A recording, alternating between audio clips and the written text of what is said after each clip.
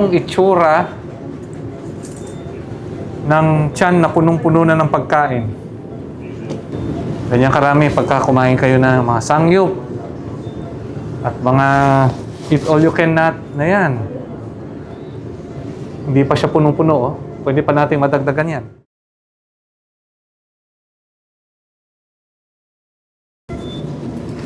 Dito sa bariatric surgery, yun yung dating tawag sa kanya. Ngayon, ang tinatawag sa kanya ay metabolic surgery. Bakit metabolic? Kasi mga metabolismo ng pasyente natin, maaayos natin. No? Nakikita namin ang mga pasyenteng na-operahan nito, gumaganda ang kanilang diabetes profile, gumaganda ang kanilang hypertension, no? Nagno-normal po ang kanilang blood pressure, nagno-normal po ang cholesterol level sila, bumababa po ang risk nila ng cancer, bumababa rin po ang risk nila of having mga kidney problems at gawa lang ng isang surgery. No? Kasi ang ikakatuntunan nito ay babawas po ang timbang ng pasyente, which lalabas, katapusan, lahat yung mga sinabi ko kanina mag-i-improve. So, tingnan natin to ngayon. So, sa panahon ngayon, tumataas na ang populasyon ng mga tao na nagkakaroon ng obesity o kaya ng pagiging overweight. No? Ang timbang ng mga pasyente ngayon ay lumalagpas na sa normal ideal body weight na tinatawag. So mga pasyente natin na inoperahan ng bariatric, isa sa mga basihan natin para sila ay kandidato para sa operation na ganito ay yung tinatawag nilang BMI o Body Mass Index.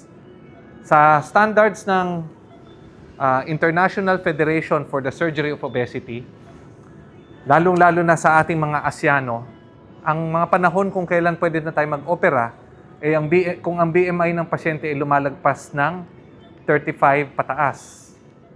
Yung panahon na ito, ang BMI na ganito, marami na rin ibang sakit ang pasyente. Bukod sa pagiging obese, meron silang mga hypertension, diabetes, cholesterol, matataas na cholesterol levels. Anong ibig sabihin nun? Ibig sabihin nun, mga lifestyle-related diseases po sila. Yung ating mismong habits, paano tayo kumain, paano tayo gumalaw, paano tayo mag-akto, yan po lahat ay nag-iimpluwensya sa ating timbang. At nakita nila ang korelasyon ng sakit kasabay ng pagbigat ng timbang. So, ang solusyon natin dito sa bariatric surgery, bawasan ng timbang at masusolusyonan lang natin hindi lang yung timbang ng pasyente, kundi yung kanilang ibang mga sakit. High blood, diabetes, high cholesterol, you name it, kaya natin matreat yan. Kasama na rin doon yung mga tinatawag nating fatty liver.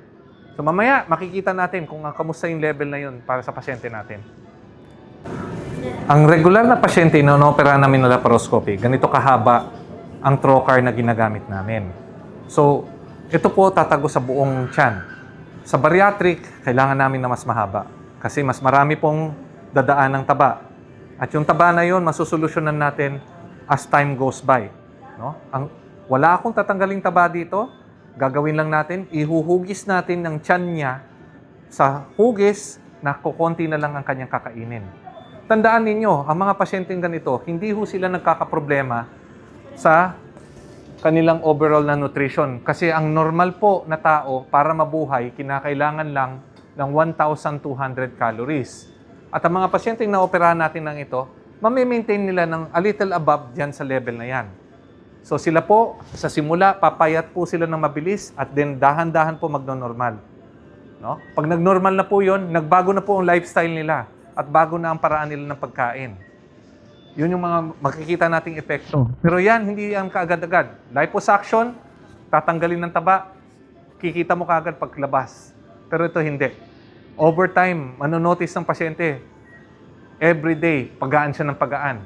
Everyday, nababawasan siya ng timbang. Mga pasyente sa unang linggo, 20 pounds kagad nawawala. Yun ang maganda dito. And hopefully, maintindihan ninyo kung paano natin ginagawa ang ganitong klaseng surgery at ito ay safe na surgery.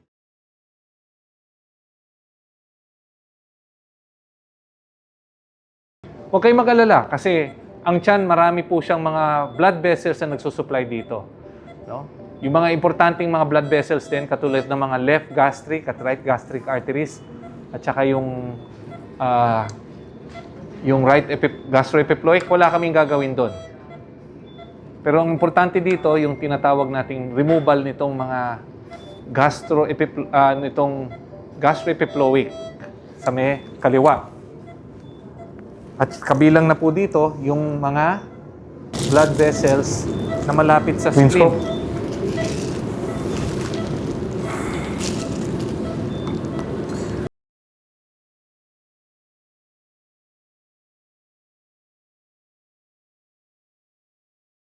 Ang BMI lang ba ang indikasyon para sa atin mag-opera?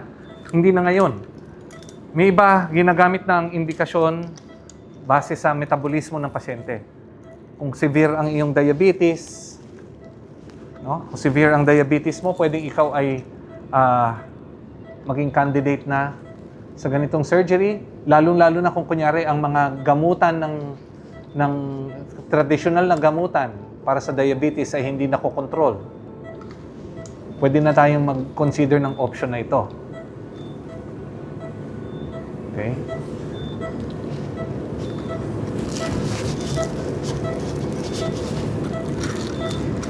Ngayon, ano ba mangyayari sa pasyente pagkatapos ng operation? Ni-expect natin ng pasyente, babawas ng considerable ang kanilang konsumo.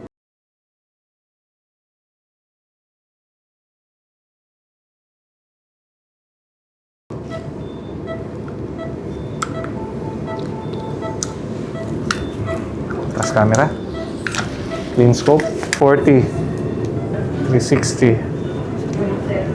5.6. Going pa tayo. Yan. So, ito, dinidemonstrate ko po sa inyo anong itsura ng tiyan na punong-puno na ng pagkain. Ganyan karami pagka kumain kayo ng mga sangyup at mga eat all you can not na yan. Hindi pa siya punong-puno, oh. Pwede pa natin madagdagan yan. Ano, tuloy pa natin? Tuloy pa natin. Sige. Ito ang 80% pa lang ng stomach. Okay? So marami pa tayong pag-uusapan tungkol sa bariatric surgery, weight loss surgery, at iba pang mga bagay regarding sa kalusugan ninyo na in relation sa timbang. Sa susunod, itong usapang surgery. At kung kayo may mga tanong, huwag kayong mag-hesitate na lumapit sa inyong mga board-certified surgeon. Pagdating sa bariatrics, ang hanapin ninyo ang PAMOS, Philippine Association of Metabolic and Obesity Surgery. Yan po ang mga expert natin pagdating sa bariatric surgery. Sige po.